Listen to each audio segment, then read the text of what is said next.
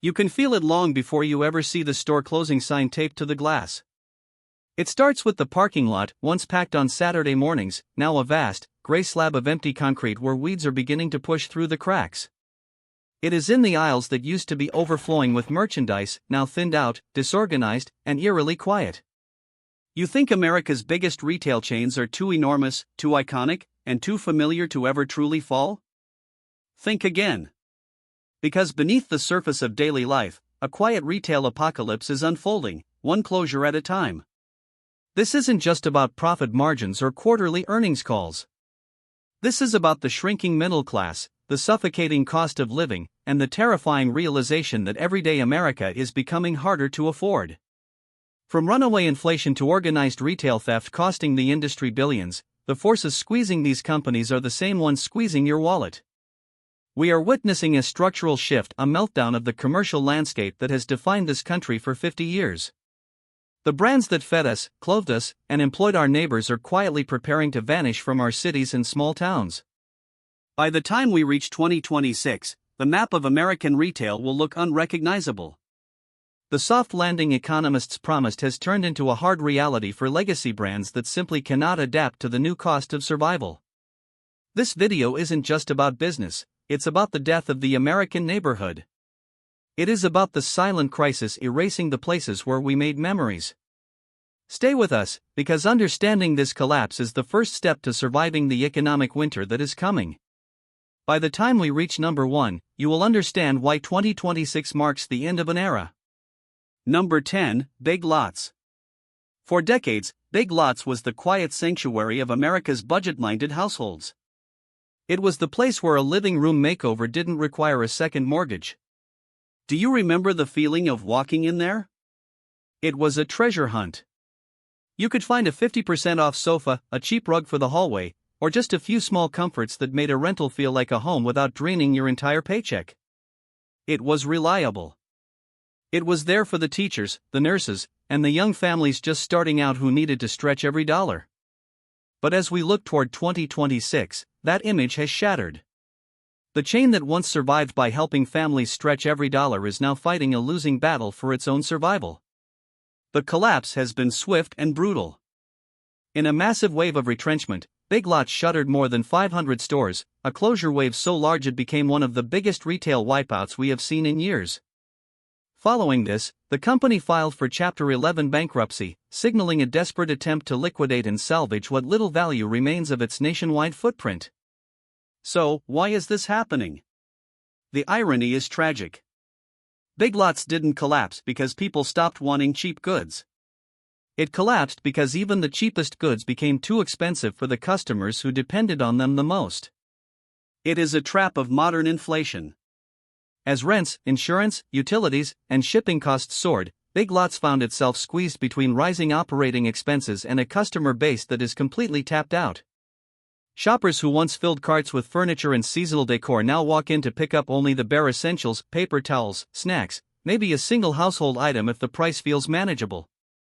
Inflation didn't just squeeze profits, it squeezed the joy out of the small purchases that once made this store a destination. The human cost of this silent crisis is palpable. In dozens of communities, the closures feel personal. Older residents talk about wandering aisles where staff knew their names, now replaced by empty shelves. One employee described the gut punch of showing up one morning to find store closing banners draped across the windows, a sudden end to years of service. Landlords in smaller towns quietly admit that once Big Lots leaves, it may take years before anyone else can fill a space that large. What is disappearing isn't simply a discount chain, it's a lifeline for middle-income and fixed-income Americans who are already drowning in the rising cost of everyday life. Number 9, Dollar General. If Big Lots was the sanctuary for the budget-conscious, Dollar General was the safety net for America's working class. For more than a decade, this company was an unstoppable force, opening stores at a relentless pace, sometimes 3 locations a day, spreading deep into rural towns, back roads, and neglected neighborhoods that bigger retailers ignored. It was the place where $5 could still buy dinner, cleaning supplies, and a little peace of mind. It was the only store in town for millions of Americans. But by late 2025, the chain built on low prices discovered a painful paradox. When the cost of living crushes your customers, even cheap stops working. the aggressive expansion has hit a brick wall. Dollar General announced it would close roughly 140 underperforming locations, including flagship stores and their newer pop-shelf concepts. This isn't just a correction, it's a warning signal for the entire economy. Executives have quietly acknowledged something alarming: shoppers are coming in less often, spending less when they do come, and avoiding discretionary items almost entirely. A store once filled with cheap household goods and impulse buys now sees customers walking out with only the bare minimum: bread, soap, a box of cereal, and only if the price hasn't jumped since last week. The core customer that Dollar General relied on, lower-income households, has been hit the hardest by the silent crisis of rising rent, utilities, and groceries. When someone says a dollar store doesn't feel like a dollar store anymore, it isn't just a complaint. It is a symptom of the economic pressure squeezing millions of Americans at once. In many regions, a basic bottle of shampoo is now $6, snacks cost $4, and the idea of stretching $10 across a week feels impossible. Inside the stores, the exhaustion is visible. Some locations operate with just one employee per shift acting as cashier, stocker, cleaner, and security all in one. Shelves sit half-filled, lights flicker, and cardboard boxes pile up in the aisles. These aren't just signs of corporate neglect, they are signs of a retail model pushed beyond its limits. As one frustrated shopper noted, "It's not a convenience anymore, it's a reminder of how much we've lost." The closures reveal a deeper truth: the communities that depended on Dollar General the most are the very places where it can no longer survive. Number 8, 7-Eleven. For generations, the glow of a 7-Eleven sign meant one thing: stability. No matter the hour, no matter the neighborhood, convenience was always within reach. It was the comfort stop for night shift workers, the lifeline for last-minute medicine, and the only place open when the rest of the city slept. It was a beacon of the 24-hour American lifestyle. But as we head into 2026, that once bright symbol is dimming quietly, steadily, and in the places where it matters most. The parent company, 7&I Holdings, announced it would close roughly 444 stores across North America, one of the largest convenience store retrenchments in recent memory. The reasons behind this retreat paint a disturbing picture of the new American reality. It is a perfect storm of rising operating costs and surging insurance premiums, but the dark undercurrent is crime. Crime levels in many urban areas have made 24-hour operations harder, riskier, and more expensive to maintain.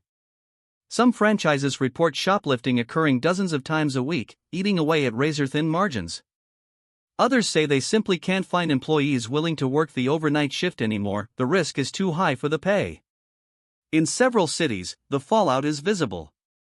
Stores are reducing hours, shutting down at midnight for the first time in decades. Steel gates appear over windows that used to stay open around the clock. Card machines sit behind plastic shields. In neighborhoods that relied on 7-Eleven for late-night essentials, medicine, baby formula, a gallon of milk, the closures feel like more than a business decision. They feel like a retreat. What many people don't realize is that the modern American lifestyle was built around the assumption that convenience is limitless. But when the economics of staying open no longer make sense, that model begins to break. Electricity, staffing, insurance, and security now outpace the profit from midnight coffee and early morning snacks. As one longtime customer put it, the lights that once promised safety now flicker with uncertainty. For seniors and night workers, losing a store like 7-Eleven is more than inconvenient, it is destabilizing. It is the end of an era where we could take availability for granted. Number 7, Best Buy. There was a time when walking into a Best Buy felt like stepping directly into the future. Do you remember the energy? Rows of glowing laptops, the deep thump of demo speakers, and walls of brand new televisions lighting up the aisles. This wasn't just a store, it was where Americans went to touch tomorrow. Families tested gadgets together on weekends, teenagers saved up all summer for their first pair of high-end headphones, and for many, the blue-shirt employees were the trusted guides to the digital age. It was a ritual of discovery. But by 2026, that familiar blue and yellow world is dimming. While Best Buy is not collapsing outright, it is shrinking in ways that reveal a deeper, more painful shift in how we live. The data confirms a quiet retreat. Since 2020, the company has shuttered dozens of locations, including 24 stores in fiscal 2024, with plans to close another 10 to 15 stores through fiscal 2025. On paper, these numbers might look like standard corporate restructuring. In reality, they represent the death of in-person tech retail. The challenge isn't a lack of interest in technology. Americans are more addicted to screens than ever. The problem is the process. Best Buy has fallen victim to showrooming. Most shoppers now browse the physical aisles to touch the product, only to pull out their phones and order it from Amazon, where the price is lower, delivery is faster, and the checkout line doesn't exist. Meanwhile, the rent for these massive tech showrooms in urban centers has reached sky-high levels. Add in surging insurance, utilities, and wages, and the economics simply break down. For older customers, this shift feels personal and isolating. Many say they hate buying electronics online. They want to hear someone explain the difference between products, to ask real questions to a human being. But with fewer specialists on the floor and fewer stores overall, that experience is evaporating. Walking into a remaining store today often feels eerie. A showroom without enough staff doesn't inspire confidence, it simply feels abandoned. As Best Buy leans heavily into automation and smaller formats, one truth becomes clear: when even technology retailers struggle to justify physical space, the impact ripples far beyond electronics. It signals that our public gathering spaces are being replaced by digital isolation. Number 6, Subway. For years, Subway was the unofficial lunchroom of America. It was inescapable. The smell of freshly baked bread, the clatter of toppings behind the glass counter, the familiar question, "What can I get for you today?" It was the kind of everyday comfort millions of Americans didn't think twice about. At its peak, Subway had more locations than McDonald's, Starbucks, and Taco Bell combined. There were small towns where a Subway was the only restaurant for miles. It was fast, predictable, and everywhere. But as we enter 2026, that once unstoppable sandwich empire is shrinking at a pace few expected. The decline has been nothing short of a meltdown. In 2024 alone, Subway closed more than 600 U.S. locations, pushing its national footprint below 20,000 stores for the first time in decades. Compared with its peak in the mid-2010s, the chain has now lost over 7,600 locations. This is a stunning reversal for what was once the world's largest restaurant brand. The causes run deeper than simple competition. It is a crisis of identity and economics. Customers complain that the quality isn't what it used to be: bread that feels less fresh, vegetables that don't look as crisp, and prices that no longer make sense for a sandwich. Overexpansion left many shops cannibalizing each other, forcing franchise owners into razor-thin margins and, in some cases, bankruptcy. Meanwhile, American tastes have shifted. People want food that feels real, local, and crafted, not a formula repeated thousands of times a day. Yet, the most striking change isn't on the menu, it's in the mood. Many longtime customers say the experience has become cold and impersonal. As one viewer wrote, "Subway used to feel warm. Now it just feels tired." That sentiment echoes across thousands of struggling stores: less joy, less care, less connection. Subway's parent company is desperately trying to reinvent the chain with streamlined menus and updated designs, but for thousands of neighborhoods, the damage is done. The Eat Fresh era is fading, leaving behind empty storefronts and strip malls that can't afford another vacancy. Number 5, Walgreens. For decades, Walgreens was the heartbeat of countless American neighborhoods. It was more than a store, it was a utility. It was the place you stopped for a prescription refill, grabbed a few essentials on the way home, or picked up cold medicine late at night. In many rural towns, the local Walgreens was the closest thing to dependable healthcare within miles. It represented a promise that help was always just around the corner. But by 2026, that sense of reliability is slipping away, replaced by a healthcare dessert crisis. In late 2024, Walgreens announced one of the largest pharmacy retrenchments in U.S. history. Around 1,200 stores will close over a 3-year period, wiping out roughly 14% of its nationwide footprint. About 500 locations are expected to shut down in 2025 alone. For a chain with over 8,000 stores, the message is clear: the old pharmacy model is broken. The pressures are piling up from every direction. Rent and insurance costs continue to rise, while pharmacy wages have climbed sharply due to staffing shortages across the healthcare system. But there is a darker factor at play: theft. Once a minor inconvenience, organized retail crime has grown into a financial threat that corporations can no longer ignore. In many remaining stores, shelves sit behind plexiglass or entire aisles are locked, turning quick errands into frustrating waits for staff assistance.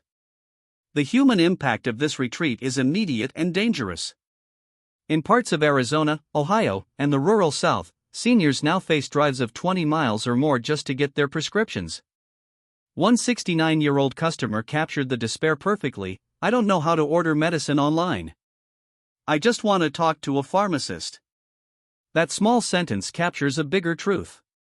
For millions of Americans, a pharmacy isn't just a retail transaction, it is the last physical place where care still feels personal. Walgreens calls these closures a strategic reset, but for the communities losing their only nearby pharmacy, it feels like an abandonment. Number 4, Macy's. For generations, Macy's was not just a department store, it was an experience. It was the anchor of the American mall and the center of the holiday spirit. The sparkling window displays, the wooden escalators gliding past endless racks of clothing, the iconic red star glowing above city streets, families made memories here. Teenagers bought their first suits here. For many Americans, Macy's wasn't just a place to shop, it was a ritual stitched into the fabric of growing up. But by 2026, that tradition is fading like the last lights of a long holiday season. The company has announced a sweeping restructuring plan that is reshaping the retail landscape entirely. Over 150 underperforming locations are scheduled to close within 3 years, including 66 stores shutting down in 2025 alone. This isn't a minor trim, it is a full-scale retreat from entire regions, suburbs, and downtown districts where Macy's once stood as a cultural pillar. Inside the stores that remain open, the decline is visible and depressing. Shoppers report wide aisles with sparse merchandise, clearance racks multiplying across floors, and lighting that once felt warm now feeling tired and dim. Employees describe the mood as quiet, like a museum. Some have spoken about the emotional weight of lowering the Macy's sign for the last time. It felt like America was losing a piece of itself. The reasons for the decline are familiar but powerful. Online shopping has redefined convenience, while rising rent and labor costs push these massive department stores into impossible territory. But the biggest driver is the vanishing middle class. Consumers who once visited Macy's weekly now think twice about every discretionary purchase. Even the iconic holiday rush can no longer guarantee the crowds it once drew. As Macy's transforms, some former locations are being converted into apartments, offices, or fulfillment centers. It is a sign of the times. What once symbolized aspiration is now being repurposed for mere practicality. Number 3, Burger King. Burger King was once the confident underdog of the American fast food landscape, the chain that dared to challenge McDonald's with flame-grilled swagger and the famous promise to have it your way. It wasn't just a burger joint, it was a cultural staple with an attitude. From the paper crowns on kids' heads to the late-night drive-thru runs, Burger King felt permanent. But in 2026, the second biggest burger empire in the country is facing one of the most turbulent chapters in its history. The trouble has been building for years, but now the dam is breaking. Multiple major franchise groups, the operators who actually run the restaurants, have filed for bankruptcy, leading to waves of sudden store closures across states like Ohio, Michigan, and Florida. Corporate leadership has already confirmed plans to shut down up to 400 underperforming locations, a massive stabilization effort that signals just how strained the system has become. For many franchises, the math simply no longer works. Rising rents, skyrocketing beef prices, and labor costs have pushed profit margins to the absolute edge. Customers feel the difference, too. The once affordable Whopper combo, famously priced around $6 not long ago, now edges into double digits in many regions. Diners report smaller portions, inconsistent quality, and slower service, especially in older restaurants that haven't been remodeled in decades. While McDonald's modernizes and Wendy's leans into digital upgrades, Burger King struggles with a patchwork of aging dining rooms and dim lighting that projects a company stuck in time. As lower-income traffic thins out and the value menu becomes a relic of the past, Burger King is losing its grip on the very customers who built it. In many communities, the king has effectively abdicated the throne, leaving behind empty buildings as a reminder of a fast food era that is rapidly disappearing. Number 2, Kroger.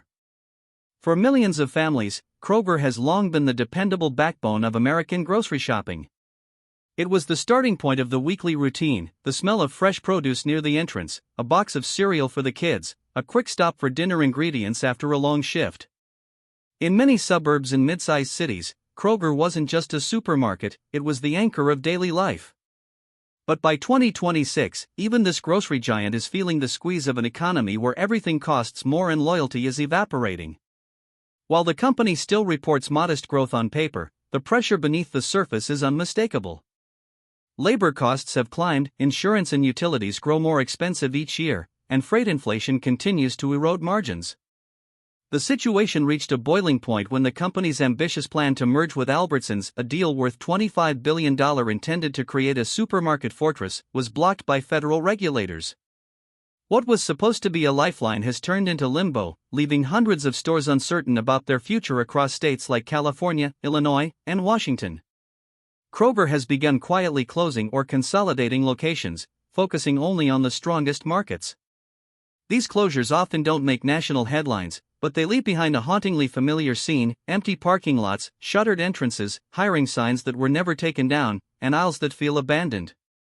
Shoppers who visited weekly now come less often, calculating every mile of gas and every item in the cart. Some switch to discount chains, others order online to avoid impulse spending. Even longtime loyal customers say the same thing: groceries feel more expensive and trips feel less meaningful. Inside the stores, employees describe shorter shifts, fewer colleagues on duty, and a sense that the old grocery model, big floors, big staff, big inventory, is becoming impossible to sustain. Kroger isn't collapsing, but it is tightening and trimming in a way that leaves many communities behind. Number 1, Walmart. This is the one that changes everything. For half a century, Walmart has been the center of gravity for everyday American life. It's where families bought groceries, where parents picked up school supplies, where retirees walked the aisles each morning as part of their routine.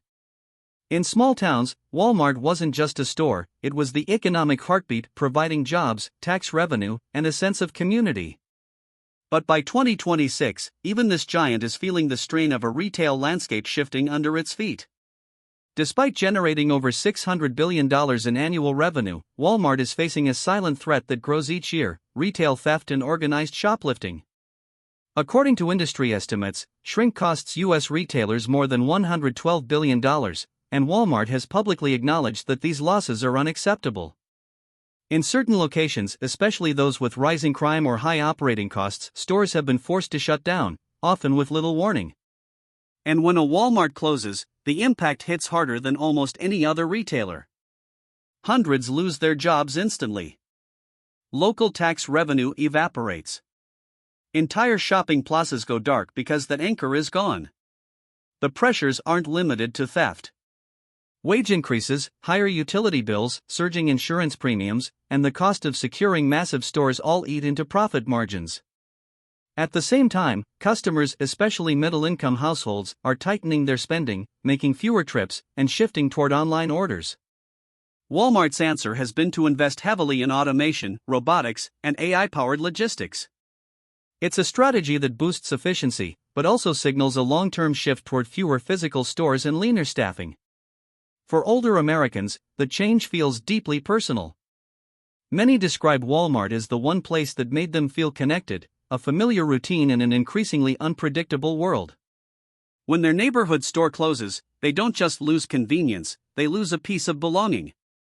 Walmart isn't collapsing, but it is evolving in ways that reflect a larger, terrifying truth: if a corporation this massive is tightening, retreating, and rethinking its footprint, then the forces reshaping American retail aren't temporary, they are structural. The shifts we have analyzed across these 10 retailers are more than isolated business struggles. They are warning signs of a deeper transformation shaping everyday American life. Rising costs, shrinking margins, and the rapid pace of digital dependence have created the conditions for a retail apocalypse that is hitting home in 2026. When even the most familiar brands, the ones we thought would last forever, are forced to retreat or reinvent themselves, communities feel the impact first. We are facing longer drives for essentials, fewer late-night options, and entire plazas going dark. But within this disruption, there is a lesson. The era of limitless convenience and cheap consumption is ending. We are entering a time where value matters more than volume, and where local resilience may be the only answer to corporate retreat. The question now becomes personal: how close will the next closure come to your neighborhood? If this breakdown helped you see the bigger picture, if it validated what you are feeling when you look at your own town, then you are in the right place. Subscribe to US Reality Check and turn on notifications. We are just getting started uncovering the economic truths that the mainstream news won't tell you. Don't just watch the shift happen, understand it.